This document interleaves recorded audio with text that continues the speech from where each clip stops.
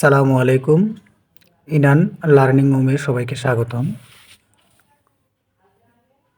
নতুন শিক্ষাক্রমে এসএসসিতে থাকছে না আর জিপিএ 5। নতুন শিক্ষাক্রমে কীভাবে শিক্ষার্থীদের মূল্যায়ন করবে তা নিয়ে আজকের এই ভিডিও।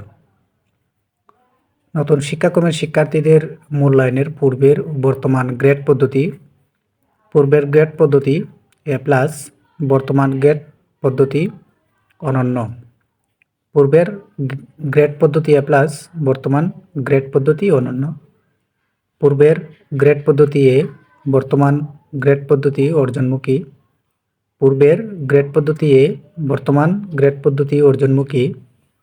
পূর্বের গ্রেড পদ্ধতি এ মাইনাস, বর্তমান গ্রেড পদ্ধতি অগ্রগামী। পূর্বের গ্রেড পদ্ধতি এ মাইনাস, বর্তমান গ্রেড পদ্ধতি অগ্রগামী।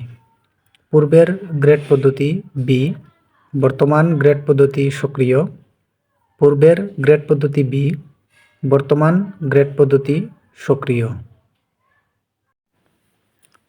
পূর্বের গ্রেড পদ্ধতি সি, বর্তমান গ্রেড পদ্ধতি অনুসন্ধানী। পূর্বের গ্রেড পদ্ধতি সি, বর্তমান গ্রেড পদ্ধতি অনুসন্ধানী। পূর্বের গ্রেড পদ্ধতি ডি, বর্তমান গ্রেড পদ্ধতি বিকাশমান।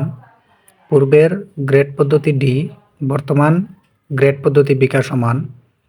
পূর্বের গ্রেড পদ্ধতি এফ, বর্তমান গ্রেড পদ্ধতি প্রারম্ভিক।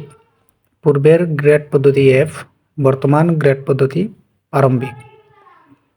সবাইকে ভিডিওটি শেয়ার করার জন্য অনুরোধ করছি। ধন্যবাদ সবাইকে সম্পূর্ণ ভিডিওটি দেখার জন্য। এবং যারা 2026 সালে এসএসসি পরীক্ষার্থী আছে তাদের জন্য ভিডিওটি খুবই গুরুত্বপূর্ণ।